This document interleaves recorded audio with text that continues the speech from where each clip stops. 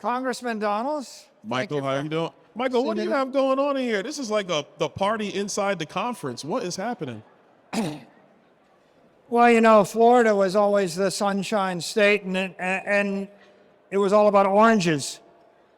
And Bitcoin is the orange movement. So it's only fitting that we should have a Floridian here to discuss Bitcoin in Florida. I've known you for a while, but I think everybody here would like to know you. So maybe you could start by just telling the audience how you got into politics and what your current plan is. Well, first, it's great to be here with everybody. Thanks so much for coming out to this. I'm Byron Donalds, member of Congress. I represent Southwest Florida, Naples, Fort Myers, Marco Island. So I know there's a lot of Naples people here. I know. I'm originally from Brooklyn, New York, born and raised.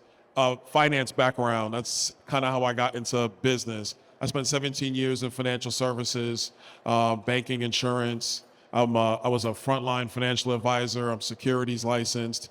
And I got the political bug out of the financial collapse in '08, really because I was watching members of Congress talk about the financial collapse and they didn't know what they were talking about.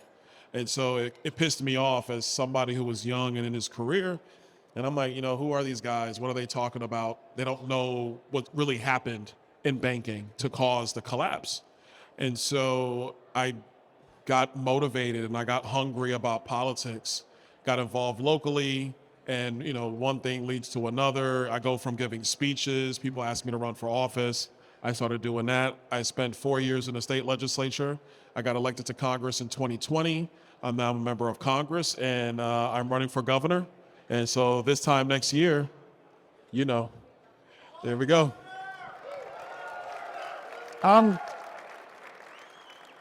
So, as the future governor of Florida, perhaps you could share with the group your political views and your economic views. So this is actually a great question. My economic philosophy really is born out of reality.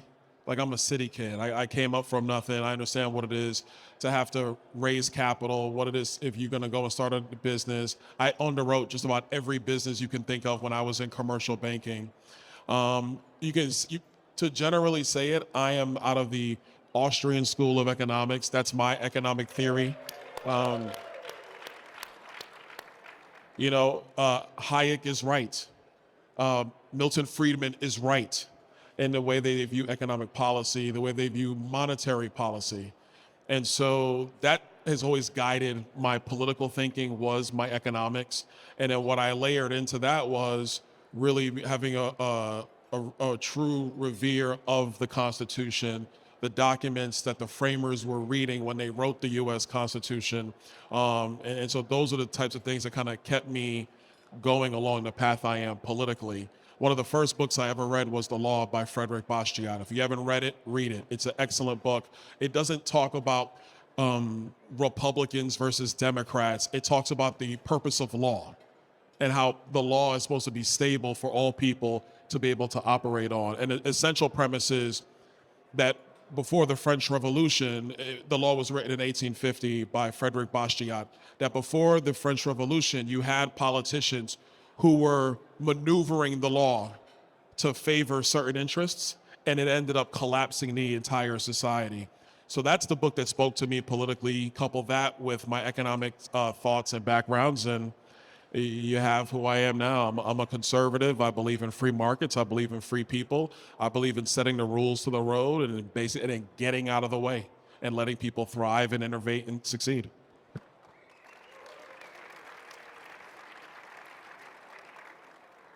What do you see as the political divide in Florida? If you're governor, what policies would you champion? And what do you think is the direction of Florida if your opponent is elected governor? So a couple things. One, in Florida, and I got to give full credit to Governor DeSantis on this. His governorship was really a battle of the culture wars, if you will. And in Florida, he was decisively successful.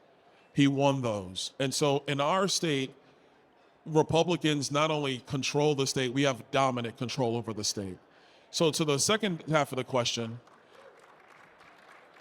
I think it's David Jolly is running as the Democrat. I think that's who's running. You would have a situation where the entire political philosophy of David, to a degree, would unwind a lot of what Florida has become. There would be new impediments to economic innovation, to academic innovation.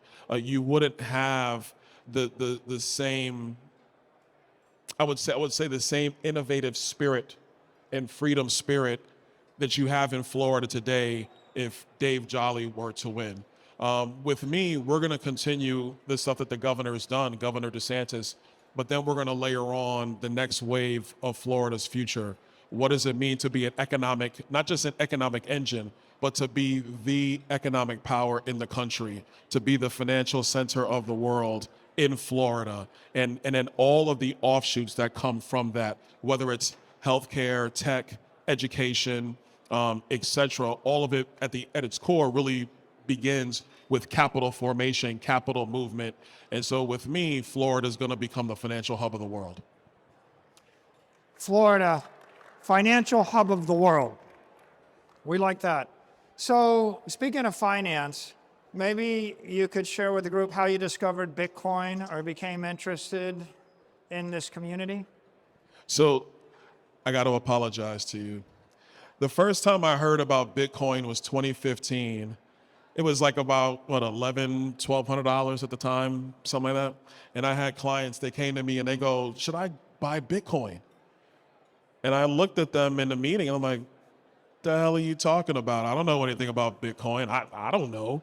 I didn't know. A lot of us didn't know. In the financial industry at the time, we would get guidance from the firm. The firm didn't even know what Bitcoin was or what blockchain was. They really couldn't conceptually explain it to us who were trying to give advice. So I would tell clients, look, if you got $2,000 to spare and you want to go do it, go do it. Just don't mess up our plan and what we have going on. I was wrong. I should have just went and bought it myself. It would have been great. That being said, what you see is that Bitcoin truly has become the holder of value that everybody desires it to be. And not just desires it to be, the fundamental structure of Bitcoin allows for the value to be able to be stabilized over time, because you cannot manipulate the amount of tokens that are going to be in circulation. That's critical. That manipulation is what happens in central banking all across the world. I mean, in the United States, we like to talk about how the Chinese manipulate their currency. We deficit spend, and we borrow from the future to pay for today. And the byproduct of doing that diminishes the purchasing power of the United States dollar. That's what we're doing today. Bitcoin has given Americans, and frankly the world, an ability to step out of the game that is central banking as we do it today politically. And you actually have a commodity, a currency, an asset that holds value over time. It's critical stuff. This is amazing. There was a time before nations actually knew how much gold could actually be excavated. Gold had value because people decided it was precious and would hold value. So to the naysayers out there, they say, well, this Bitcoin thing isn't real. I say, that's not true, because if you were in Vegas, you would know that. People have decided it has real tangible value, not just today, but over the long term. That is a major change. That's really what opened my eyes to it, is really the technical aspects of the creation, but then all of this. If you say it has value, it has value. And not just one person saying it. You now have an entire ecosystem that has not just said it, but they're now building infrastructure around it. They're building capacity around it. That is how you actually have something of value that now has a value that can be transmitted at your personal choosing or on a broader scale. I think it's a phenomenal movement. I'm happy to be supportive of it. Well, speaking for everybody, I'm sure we'd all like to thank you for coming and being part of our community and taking such an interest. The next question, the logical one that follows is, what are your thoughts about the proper role of a governor with regard to Bitcoin policy, or how could Bitcoin help Florida? Do you have any thought about the role of states in adoption of Bitcoin or digital assets more generally? So I think governors in particular can really lead in this space. Obviously, I think the first one, the easiest step is having a reserve, a strategic Bitcoin preserve. I know President Trump is going to make that happen federally. There's no reason we can't do that in every state. No reason we don't do that in Florida. And so I think that's step one, is having a strategic reserve of Bitcoin in Florida. The question is, how do you finance it? Is it a part of pension plans in Florida? Can there be a portion where employees can actually make direct investment in Bitcoin? Could it be a part of the state's actual surplus? In Florida, we do, I think we have about a $2 billion surplus. It could be more. I don't have the number committed to memory. Could a portion of our surplus be in Bitcoin? I think that's step one. Step two, to the broader ecosystem, I think this is much more where blockchain technology comes in. With blockchain, really taking blockchains to the next level, it's not just about the Bitcoin itself. It's about tokenized exchanges. It's about fractional ownerships. It's about smart contracts around like title deeds for people's homes. Like title fraud is a thing. People have to buy insurance associated with it. Well, what if the title for your home was actually tokenized and on the blockchain? And so you actually have direct access as the owner to that, where nobody else can corrupt that title that has been perfected. I think these are the areas that state governments can really step into to protect citizens, to give citizens more access to not just contracts and assets, but a way to also build wealth and to transact. I think that the applications could be in education, they could be in healthcare. I just talked about real estate. There are many applications that can be done. Bitcoin is the thing that's brought everybody to the environment, and now the ecosystem is what states can leverage to actually make life simpler, easier, more efficient, more responsive to people. So, if Florida is going to be the financial capital of the world, then presumably we want to do everything we can to bring companies to Florida, technology to Florida, and Bitcoin holders, Bitcoin companies, Bitcoin investors, Bitcoin tech companies to Florida. Do you have any thoughts about how much power does the governor have to do that by executive action versus legislation versus any other particular technique? What are the levers in order to attract crypto capital to Florida? Well, I think the number one lever we want to use is legislative power, working with the legislature to make sure we craft out the regulatory framework in Florida. That's going to be essential. For me, I think the best regulatory system in an industry like this is a sandbox, is a regulatory sandbox. You can have the agencies comment on the industry, but the industry regulates itself. Because the truth is, Bitcoin and all of the derivatives that are going to come off of Bitcoin, everything associated around digital assets writ large, it's going to move so fast because the technology is going to move so fast, and your innovation is going to move faster than any bureaucrat could keep up with. So in my mind, you really want to have a regulatory sandbox where you just plow the field. And as long as people aren't being defrauded or harmed, then you kind of have freedom to operate how you see fit. So I think that's the first step. You got to do that legislatively, working with, we call it in Tallahassee, the fourth floor. That's where the House and the Senate is. And so you have to work with the fourth floor to get that stuff accomplished. Doing it that way, now it's the bedrock of Florida law and not just the executive order of the governor. And the beauty in the state legislature is you have legislatures that the governor can definitely work with. So I don't think it's a thing where I just write out orders to do it. We want to make sure that we cement this legislatively so that if there's going to be a change, it takes an overwhelming move of a future governor and a future legislature orders can simply be changed by the stroke of a pen as quickly as they get put in by a stroke of a pen. Are there any other states that you've been inspired by, or governors or leaders that you think set a good example that you're catalyzed by? No. Florida's the best state in the country. I'm sorry if you're not in Florida, you're missing out, let me tell you. I'm being a little facetious. Vivek is a friend. I saw him last night. I said, and I'd say this to Vivek a lot, so I'll say it now on stage. It's about to go viral. You ready? Here we go. I say, Vivek, I love everything you're doing, baby. Congratulations. You get to be number 2. It's great. It's great. One of the innovations that I have seen, Texas does it. I think North Carolina does it too. They have somebody from North Carolina. You're happy? Texas?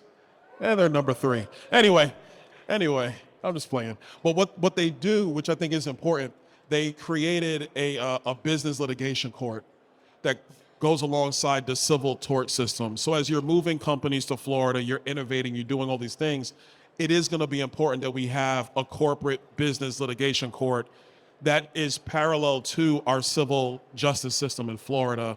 So when you have some of these cases go through, at the end of the day, people just want to get them adjudicated as soon as possible. You don't want to have a churn and burn system because the plaintiff may feel they're not getting their due, but you want to have a system that makes sense, that is smooth, so business owners can actually plan their other operations around a lawsuit. It's unfortunate. You've been in business long enough, you're going to be in court. You want to get the case done. You don't want the attorneys to be making all the money while you're pulling your hair out trying to figure out how you're going to get past this deal. So I think that's something that Texas does that we need to bring to Florida. But other than that, Texas, we're just better. Sorry, Texas. We're just better. How many people in the audience live in Florida? How many people in the audience have been through Florida, been to Miami? How many people would like to see Byron as the Bitcoin governor of Florida? Taking all of you guys on the road. You guys are coming with me. Well, Byron, I've seen you around the conference and you've talked to a lot of people. Do you have any impressions of what you've seen here in Vegas from the Bitcoin community you'd like to share with the group? I love the energy. I was in a meeting about an hour ago and I said, from my vantage point, if you take this industry, you take Bitcoin, you take this industry, and you put it in the life cycle of a human being, you guys are like 9 months old. Like you're crawling around, you can pick your head up and look, you can grab at things, some things you shouldn't grab at, that's okay. But it's so much energy and everybody's looking forward to the future. And I think that's a wonderful thing to see when you come to conferences. Some conferences, it's a little stale. People are thinking about their issue sets that they gotta fix. And so-and-so did this, and this is a real problem. And we have this major pending litigation in front of the Supreme Court. And what is Congress doing over here? There may be asset issues. There may be some hyper-technical issue that the entire industry is having to face. And don't get me wrong, you guys are having those same conversations, but there's just a forward-looking optimism, of not just about the possibilities, but even an excitement about the unknown. And I'm telling you now, we'll come back a decade and do this thing. We're gonna be light years ahead of where we are today. A bunch of you are gonna be like, we had no idea that thing took off. Like somebody's booth out there, you're like, I don't think that's gonna happen in a decade. It's the next big thing, you have no idea. To me, that level of excitement is amazing. And you guys have that here at this conference. Let's give a hand to Congressman Byron Donalds, the next governor of Florida.